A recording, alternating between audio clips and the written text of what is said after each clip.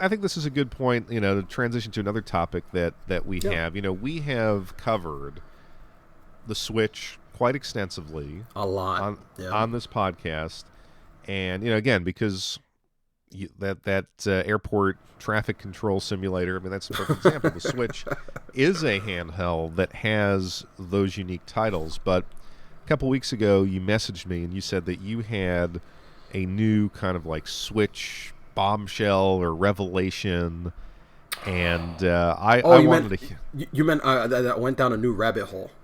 Oh, that was the same thing. Was The rabbit hole and the did I? revelation. Oh, no. I know what you're talking about. Okay, yes, I did have a new Switch revelation actually. No, I know exactly what you're talking about. So I Yes. just want to summarize Uh-huh. for the viewers. Like I think a good summary of where we've been on the Switch is you made a point, and we kind of went back and forth about it, that for all of us who are obsessively buying Switch games, Hmm. just to realize that they may not be as collectible as we think Right. because we're all buying them all right now. Right. And for as Uh, great as it is to hunt these games and to have this console with such a wide library, it may not be like we're building this incredibly rare collection that will be worth a lot of money. I came back and said, well, I see your point, but I think there's a younger generation who kind of right. grew up with the Switch, but probably don't have the resources to explore it the way we have, and they may look back in their nostalgia and say, "Hey, I love the Switch. I want to see all these different games that are on it." And there may Yeah. be kind of a premium placed on physical media, 15, 20 years down the road. And so there may be a collector's market. We just don't know how it's going to play out. So that's kind of the background. Now I want to hear the new revelation. Yeah, so the revelation that I had was I still feel kind of the same, but there's some caveats, I would say. I didn't take into account when we made that video and we were talking about that. I didn't take into account what when you said that the new kids would actually be interested in this. And now that it's been a couple of months and I've been seeing more and more kids look back, I started thinking, I was like, maybe he's right. He might be right with this, but and there's a but. Kids will look back on this. But what I did notice is, remember when I also said that a lot of collectors think that these games are going to be extremely rare, and I said I don't think these games are going to be rare. What I did notice is I like every now and then, I don't frequent there and I don't post things on there, but I would go on the Nintendo Switch collector subreddit, and I'll Yes, just good look one. at what. Yeah, I would just look at what people are posting, and there's something weird that I noticed. Everybody posts the same exact games. Everybody is buying the same exact games, and I wonder if there's like, because I don't post on there and I don't share what I'm posting. I don't share what I get. I wonder if there's a small group of collectors out there that buys games that a lot of people don't talk about or don't share, if those games are like kind of hidden away in these game rooms, because you see the usual stuff. You see, like, your Super Mario's. A lot of people are buying games from VGP that they post up. They buy a lot of reprint games, and you see the usual games, Trine and just the regular stuff. But you don't really see people buying, like Masume, like that I have in my game room. You never see people buy. They never post anything about the what is it, the Wolfang game that I got. No one posts those games. They always post the games that everybody else is talking about, and I'm wondering if there's kind of, and I hate to put it like this. I'm not. This is the only way I can think about it. There's like this kind of shared collective thought of what is, going to be the rare thing, what's going to be the popular thing to get, in this subreddit. And that's why everybody keeps posting these games over and over and over and saying, "Ooh, look, I got it," or "Ooh, look, I got this." And occasionally you come across the messenger or whatever. It's like I've seen these games already, like, but I haven't seen anything interesting yet. Like, I haven't seen a single person post anything about Lethal League Blaze. Not a single one. I haven't seen anyone post anything about Slave Zero X. You don't see these things. You only see the usual stuff. And I'm wondering, because we spoke about this the last time we spoke about the Nintendo Switch. They were at what, 10,000 games? right? I think 10,000, so. 11,000. I think that's what you referenced. Yeah. Okay, that was what 5, 6 months ago, and more games have come out since then. So we're gonna say about maybe 13, 14K they're at now, right? No one can. I'm not gonna say no one because there's probably some crazy guy that probably has a room full of just Switch games. But I'm wondering if there's going to be a slew of games that no one ever talked about, and they're hard to find later on. Like they're just impossible. And I think those are going to be the games that slip through the cracks and become very, very sought after in the long run. I said last time that I don't think that the Switch is going to be rare, but I'm staying true to that. But there is going to be probably 1,000 games out there that's going to be sought after because no one's paying attention to them.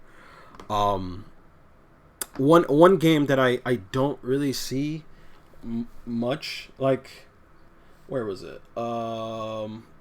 What's that game that we got that looks like the World Championship of Nintendo, but it was the Japanese take on it? Yeah, I think it was just called Nintendo World Championships. No, the one that has the Japanese guy on the front cover. Oh, And it's yes. into the VHS tape case or Yeah. whatever we bought. What is that called? It's like now? GX, It's called like GX something. Collector CX or something. Yes, I have not seen a single person talk about that game. Not a single person. I think you and I are the only two people that bought that game. Well, The only two. It's funny. It's funny. In Japan, it's quite pricey now. Is it? Yeah. It's a good thing we got it then.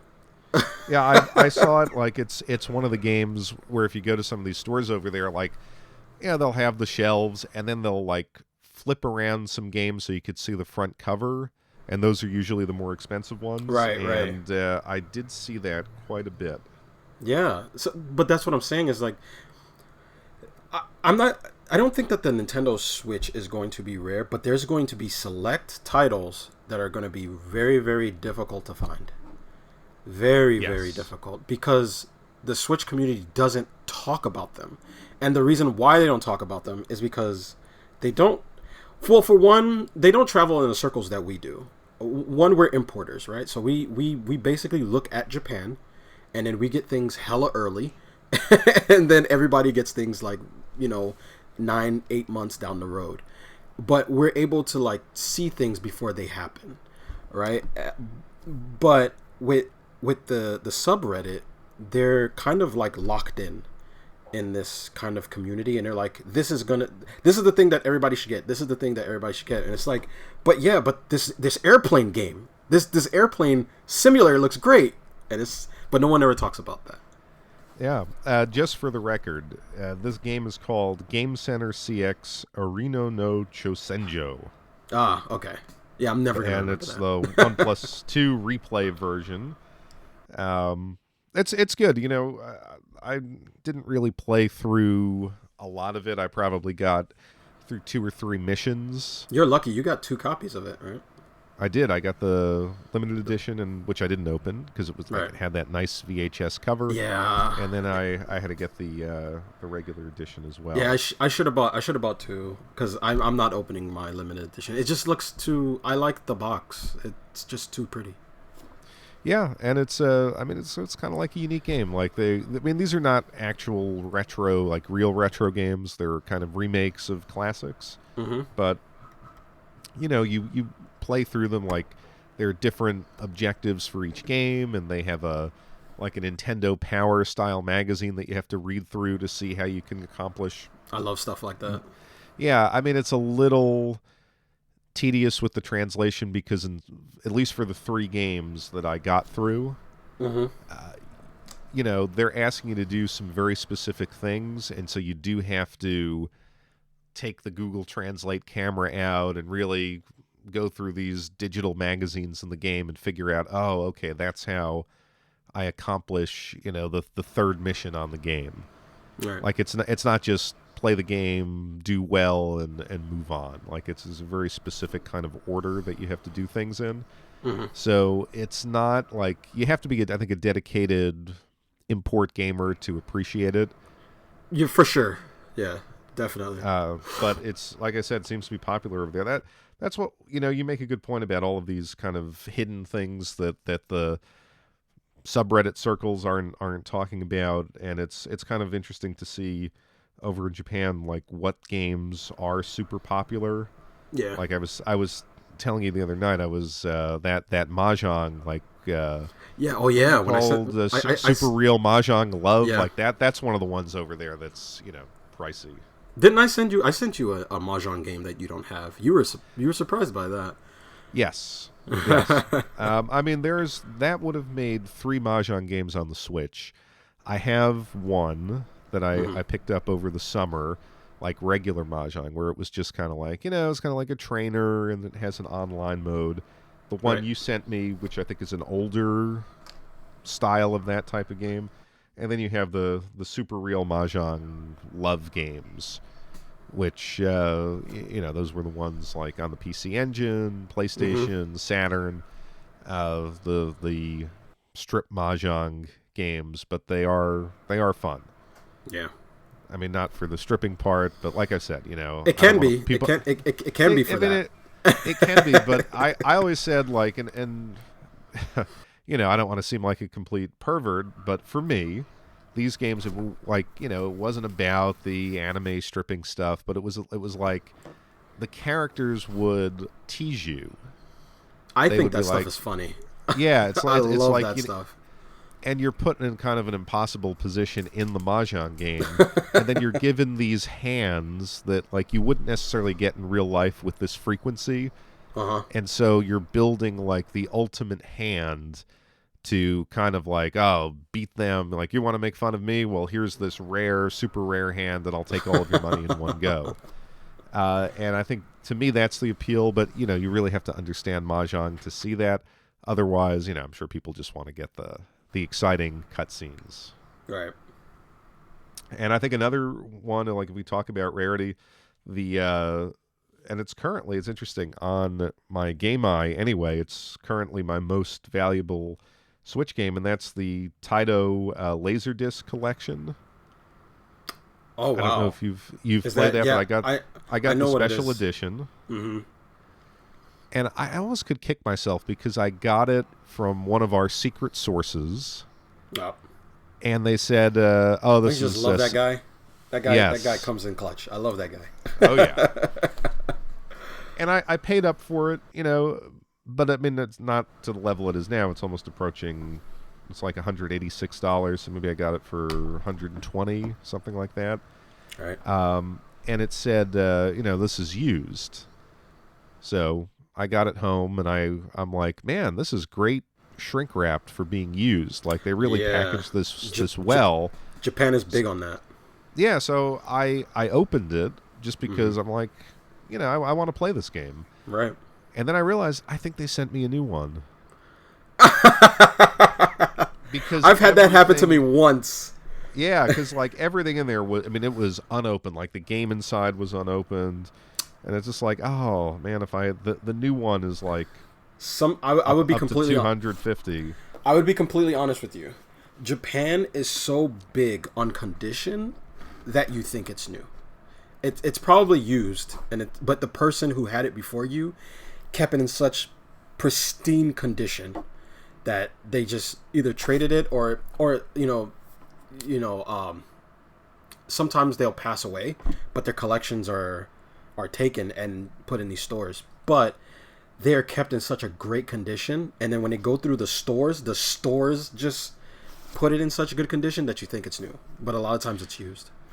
Well, maybe that's the case. I mean, like maybe someone got this and never actually used it. Like Yeah. because everything in there was. See, so the thing about this edition was, like you played these old school laserdisc style movie games, Mm-hmm. but they would also give you a Blu-ray of just the full movies. Nice. So if you don't want like the tediousness of okay, let me memorize all these button commands to get the different endings, it's like it's all on a Blu-ray, and I thought that was really great. It had some art books, but the game, the Blu-ray, and the art books were sealed in shrink wrap when I opened this thing. Nice. Very nice. But I'm not complaining. It's a fun one. I do see what you mean about the Switch subreddit because sometimes like I like, just because I'm collecting, I just kind of like to scroll through and see what people have. But I did recently have that impression of like, why are you posting a picture of like this game? Like it's a Mario game. Right. I mean, there might be a good game, but it's not interesting from a collection standpoint. Yeah. You always get the same games. It's this, and I know that a lot of the times it's just because these are the circles that they travel in, right? So they're just talking about the games that their friends or the person they've followed is talking about. But you usually just see the same games all the time, and I was just like, oh man, this is so weird because I feel this is unfortunate, I would say, because there's so many cool games on the Switch that no one is paying attention to, like at all. There's so many cool ones. Gunvein, I finally got Gunvein, so I started playing that. That's awesome. Oh my That's god, a great it's a beautiful game. It's so much fun to play. The mechanic, the scoring system is great. It's probably NG Dev Team's best game on that console. I am kicking myself for not getting that. And I think I told you, like I was traveling, right? You told me about it, and then I forget where I was going, but the plane landed. I got to the hotel. I got your message. I tried to buy it, and it was sold out. It was gone. Yeah, that game sold out in like 10 minutes of it opening up. It was gone. But you have all these gems that no one talks about. But I think that I would honestly say that I know that a lot of people consider themselves maybe importers of the Nintendo Switch. They import everything, whether it's Japan or Europe. I think we solely like focus on JP. Sometimes, occasionally, if we can't get it in JP and it's somehow, oh god, in EU, we would just bite the bullet and just get an EU copy of the game. But a lot of the times we focus on JP because JP has games that doesn't see the light of day in another region. There's a couple of games that I pre-ordered, and it's like JP exclusive. Like you can't get it in EU because there's no English version or there's no Asia release. So, by the way, your Gunvein is $162. It's $162 now. Yeah, that's complete in box. I have the LE. Oh, yeah. That has no price. Oh wow, good. That has on Game Eye anyway. So basically, it might be more because I have the LE. Yeah, I always buy big boxes. That is. That's like my thing. I think that's why my Switch collection is so pricey right now in Game Eye, is because whenever I buy a game, it's rare that I buy it just the box. I need the LE, especially if it's a game that I want to play. I'll only get the LEs.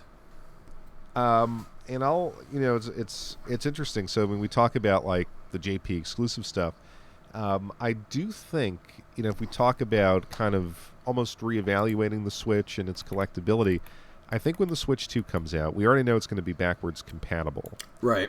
But I've said, if there is a performance mode where now I can play all of my Switch games and get a solid frame rate, or correct performance issues, right. I think sooner than we think people are going to go back and try to find certain games, and so there'll be like this two waves of collectability: definitely the Switch 2 wave, and then the teenagers of today nostalgia wave once they get to like 30 years old. I've already started marking out a plan, and I think that if people want to do that, like when the Switch 2 comes out, whatever it's called, comes out, I think people should prioritize two things: is get the games that you want on the Switch that you're pretty sure is not going to be ported. So you kind of have to look at something and kind of guess, is this probably going to be ported? Because if they're porting so many stuff now, they're probably going to port it. The other thing is keep your eye on games that look like gems that might be hard to find that comes out for the newer console. And trust me, you can always tell what's a game that's going to be somewhat of a gem. I'm not gonna lie. There's a game that I have that I didn't think was gonna be a gem, and I'm not gonna say a gem. I didn't think it was going to be as spiking in price as it is, and it's Damon X Machina. I didn't think that game Really? was. Yeah, I didn't think that game was gonna be sought after. I just thought that you will be able to find it everywhere because it just has that look. But apparently, you can't find that game everywhere now. But I remember when I was shopping for Switch games, I saw it everywhere, everywhere. It was at every Best Buy that I went to. It was always there. But now, people are saying that it holds a price of like $50, and you can't and you can't find it in the wild anymore. And then I started like looking into it, and it's apparently it's only on the Switch, and I was like, oh, okay, this makes sense. Well, it's on, If it's it's on only on the Steam. Switch, it's not. You can't get it on another console. It is on Steam Is it on Steam? because I remember. It's funny. It's one of those games that was like, oh, I'm going to pick this up. Mm-hmm. And I never was like, I'll just wait. It's really not my style of game, and I've waited and I waited, and It's then I really saw it cool. on the Steam sale Mm-hmm. for Thanksgiving, like on my wish list. And I'm like, there's other games I want to play, so I didn't get it. But now I may have to try to search one out, physical, of course. Yeah, I'm not gonna lie. Like, to me, Damon X Machina is the Metal Warriors of the Switch. It may not be Okay, that in price, but it just feels like it's definitely an Armored Core game because it's made by the same guy. Before he went back to From Software or whatever, but it plays like an Armored Core game hybrid of Monster Hunter, but it doesn't have like a Monster Hunter stuff. Like you still do levels, but it's more like mission based, and you can tweak the mech. But it just has a cool look. That cell shaded look goes very well with that game. I think that's a cool appeal of it. It's basically an Armored Core game that looks like Jet Grind Radio. So interesting. yeah, it's Huh. it's a really cool game. Well, I may have to pick that up. But it's interesting. I think in a way we started this podcast at the right time where we can really track the evolution of the Switch. Like it's Yeah. coming to the end of its life, but we're going to get this new console, and we're already starting to see some kind of nostalgia for it. So it will be interesting. It will be interesting.